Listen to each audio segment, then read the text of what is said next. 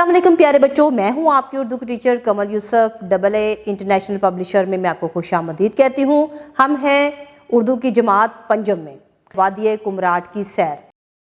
مشق نمبر 1، متن کے مطابق درست جواب کے گرد دائرہ لگائیے۔ مستور کا معنی چھپا ہوا۔ بے، تھل بازار سے کمراٹ وادی کا فاصلہ ہے 45 منٹ کا۔ جیم، کمراٹ پہنچ کر قیام کیا قریبی ہوٹل میں۔ دال، بانڈا لفظ ہے کوہستانی زبان کا۔ ہے، کالا چشمہ کا پانی تھا، عام پانی جیسا۔ نمبر 2، سوالات کی جوابات تحریر کیجئے۔ الف، وادی کمراٹ کی خوبصورتی چند سطروں میں بیان کریں۔ تو پیارے بچوں، آپ نے اس کا جواب کتاب صفحہ نمبر 16 پر وادی کمراٹ کی خوبصورتی کے بارے میں پڑھتے ہوئے لکھنا ہے، جس میں ہے کہ اس کو پاکستان کی خوبصورت ترین وادیوں میں شمار کیا جاتا ہے۔ بلند و بالا پہاڑوں میں گھری یہ جنت النظیر وادی اپنے برف سے ڈھکے پہاڑوں، سبزہ زاروں، گھنے جنگلات، آبشاروں، چشموں اور دریائے پنجکوڑا کی وجہ سے بہت مشہور ہے۔ بے، سبق کے متن میں کن کن سیاحتی مقامات کا ذکر کیا گیا ہے؟ جواب ہے، سبق کے متن میں کمراٹ، دریائے پنجکوٹ اور بانڈا کا ذکر کیا گیا ہے۔ جیم، رات کو سب نے حیران کر دینے والا کون سا منظر دیکھا؟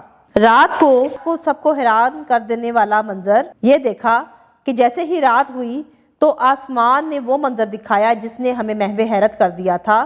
صاف و شفاف آسمان پر ہر طرف ستارے بکھرے ہوئے تھے، لیکن لگتا تھا کسی نے سیاہ چادر پر موتیوں بھرا تھال الٹ دیا ہو۔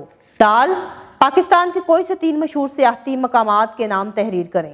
جواب ہے کہ پاکستان کے 3 مشہور سیاحتی مقامات کے نام مندرجہ ذیل ہے۔ نمبر 1، کالام، نمبر 2، مری، نمبر 3، کاغان ناران۔ نمبر 3، دیے گئے الفاظ کا املا یاد کریں اور اپنی کاپی میں خوش خط تحریر کریں۔ چہل قدمی، سیاحتی، پرکیف، موسیقی، کینٹین، کہکشاں۔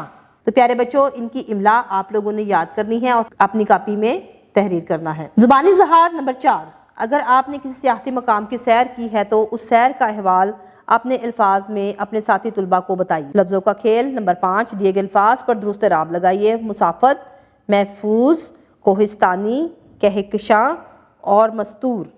زبان شناسی نمبر 6، خط کشیدہ الفاظ کی تذکیر و تانیث کو مد نظر رکھتے ہوئے موضوع فعال لکھ کر جملے مکمل کریں۔ الف، تارا بہت اچھی پینٹنگ کرتی ہے۔ بے، بلی صحن میں آئی اور چوزا لے اڑی۔ جیم، اکبر کا بھائی روزانہ اسمبلی میں تلاوت کرتا ہے۔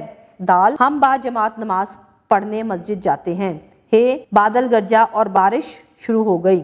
واو، آج بھابھی جان نے مزیدار بریانی بنائی۔ نمبر 7، 1 سے 30 تک لفظی گنتی اپنی کاپی میں تحریر کریں۔ تو پیارے بچوں، آپ نے ہندسی گنتی 1 سے لے کر 30 تک اپنی کاپی میں تحریر کرنی ہے۔ تخلیقی لکھائی نمبر 8، اپنے کسی سفر یا سیاحتی مقام کی سیر کا احوال اپنے الفاظ میں تحریر کریں۔